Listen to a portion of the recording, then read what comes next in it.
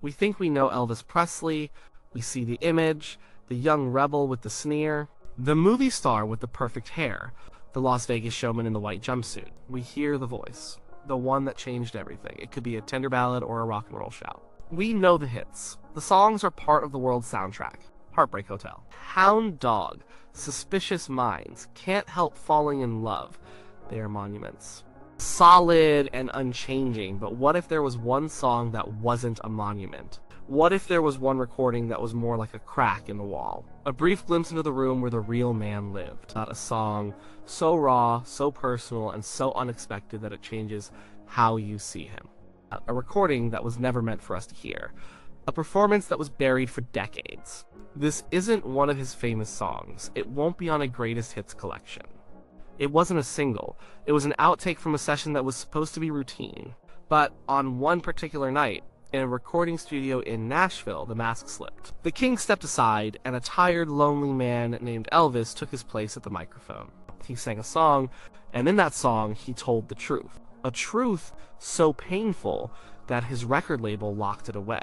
It's a performance that still raises questions. It's a mystery that fans and historians still debate. Who was he singing to? What was he trying to say? And why did this one song break through the wall of his own fame? To understand this moment, you have to understand where Elvis was in his life. The year was 1971, May to be exact. This was not the Elvis of the 1950s. The boy who shook up the world was gone. This was not the triumphant Elvis of the '68 comeback special either. The man who reclaimed his crown in black leather was now settling into a new kind of role. Well, he was a machine. A very successful, very wealthy machine. His career was on fire again. The concerts in Las Vegas were legendary. They were huge spectacles. He had a full orchestra, backup singers, and karate moves. He sold out every show. He was breaking attendance records. From the outside, he had everything. The money, the fame, the adoration of millions. He was bigger than ever. But the life that supported this success was a cage. He lived in a bubble. His world was small. It consisted of hotel suites, private jets, and the stage. His friends were his employees, the Memphis Mafia. They were there to protect him, to serve him, to keep the outside world away. But they also kept him isolated. He couldn't just go for a walk.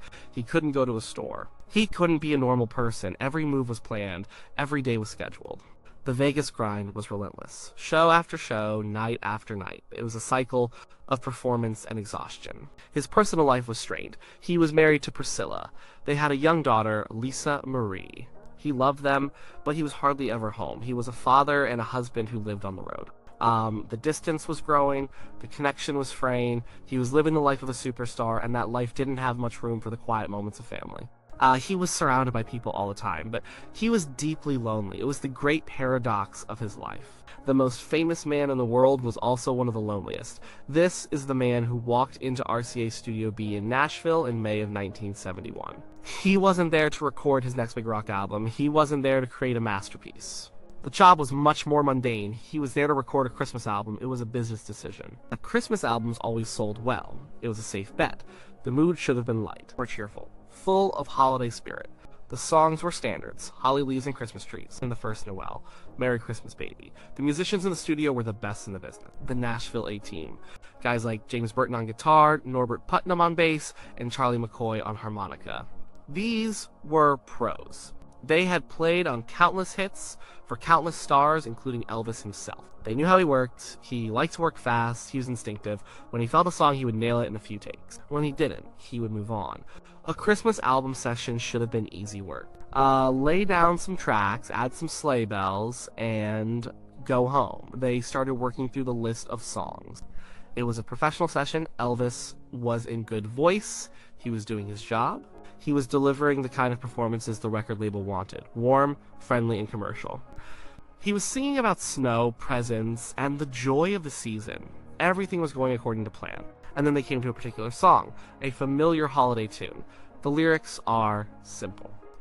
It's a song about someone promising to be home for Christmas. They ask their loved one to prepare the house, to have snow and mistletoe and presents by the tree. It's a hopeful song, a sweet promise. The kind of thing you put on a Christmas card. He sang it a few times.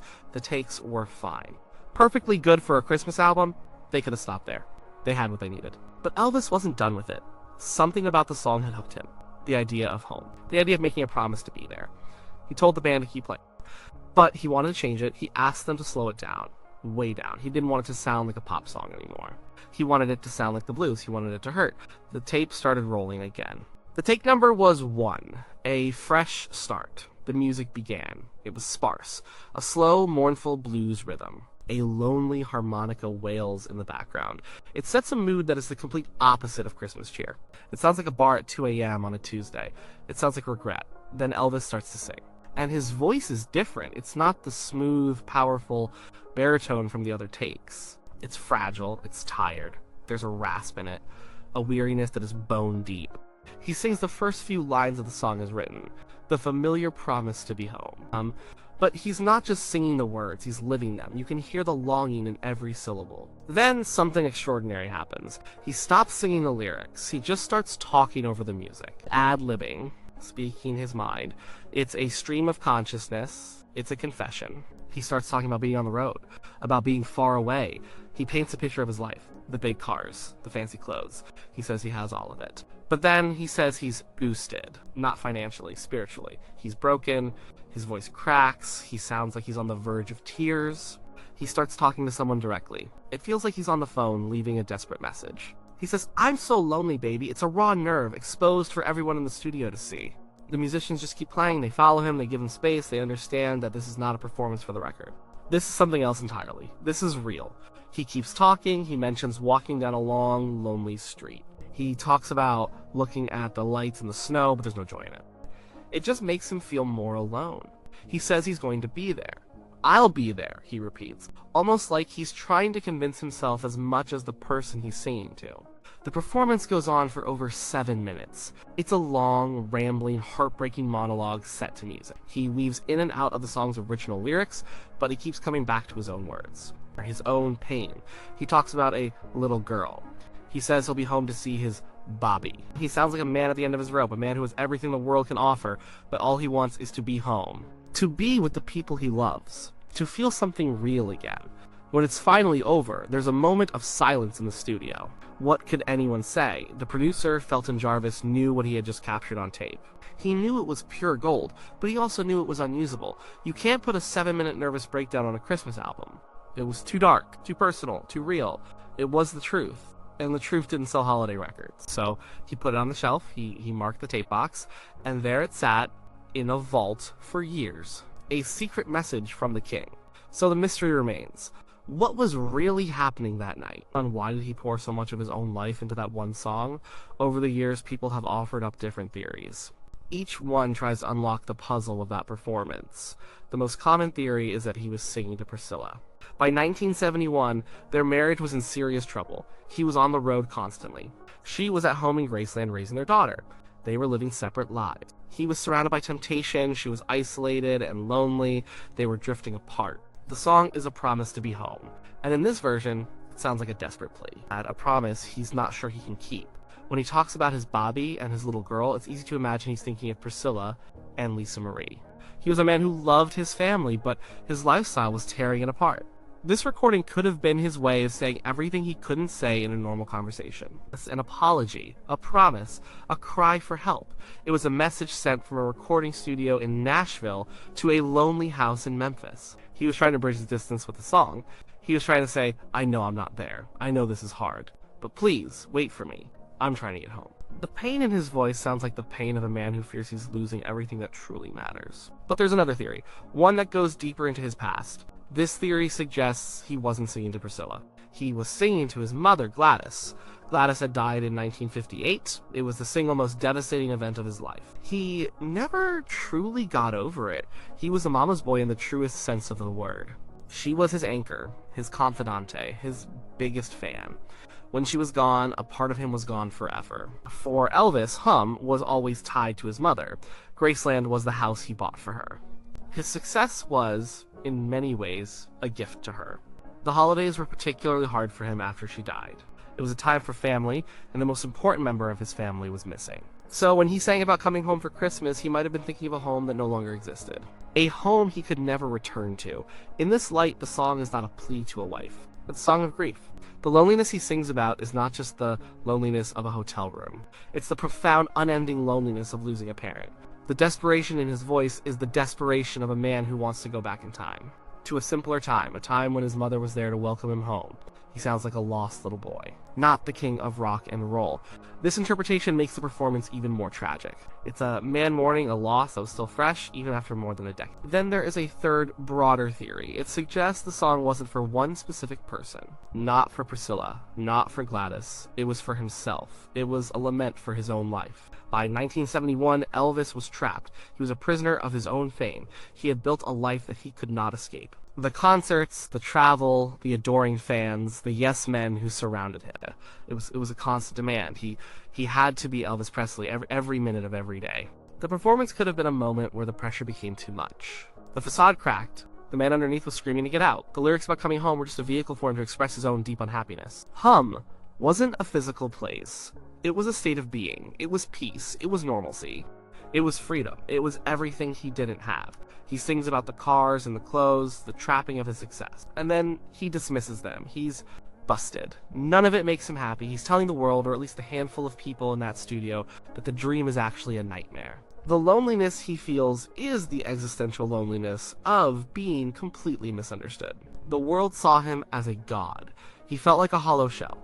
This theory suggests the recording is one of the most honest moments in popular music. It's the sound of a man deconstructing his own myth. He's telling us that the king is a character, and the man playing the part is desperately sad. Of course, there is a simpler, less dramatic explanation. Maybe he was just a great artist feeling the blues. He was in a studio with incredible musicians. He was a master interpreter of songs. He heard the sadness in the lyrics and decided to explore it.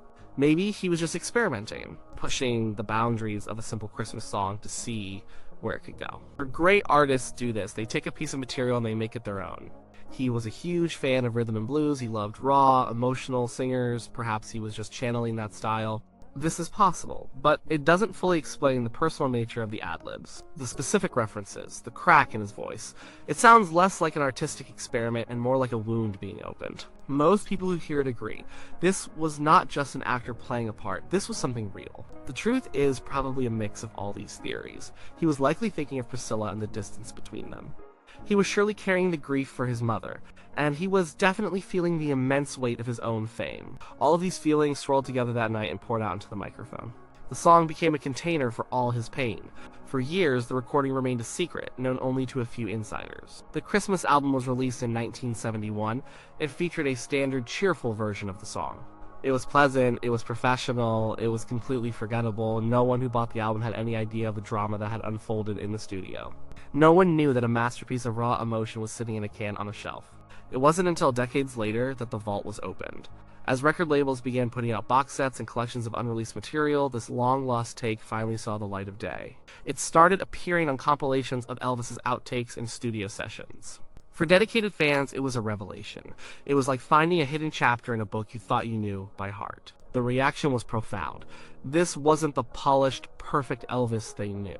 This was someone different. Vulnerable, broken, human. It changed the way people thought about him, especially during this period of his life. It showed that beneath the jumpsuits and the Las Vegas glitter, he was struggling. It gave a voice to the sadness that many people sensed was there, but had never heard so clearly. Today, the recording is treasured by those who know it. It's not a song you put on at a Christmas party. It's a song you listen to when you're alone. It's a song for anyone who has ever felt lonely during the holidays. For anyone who has ever missed someone. For anyone who has ever felt far from home, in any sense of the word. It resonates because it's authentic. In a career that was so much about image and manufacturing a persona, this is a moment of pure, unfiltered truth. There was no producer telling him what to do. There was no script. There was just a man, a microphone, and a feeling he had to let out. It's a reminder that the artists we idolize are real people. They have their own struggles, their own heartbreaks. We spend so much time looking for the real Elvis. We read the biographies. We watch the documentaries. We analyze his every move. We want to understand the man behind the legend. We search for clues. We think we might find him in an early Sun recording, or in a quiet gospel song, or in a candid interview. But the closest we may ever get to the truth is in this one accidental recording. A 7-minute confession disguised as a holiday song. It is the sound of a man telling us that he is lost and he just wants to come home. It is perhaps the most honest recording he ever made. A masterpiece born from a moment of profound sadness. A mystery that continues to haunt and fascinate us. It is the real Elvis Presley. Not the king, just the man. The song is the unedited, blues-filled first take of I'll Be Home on Christmas Day.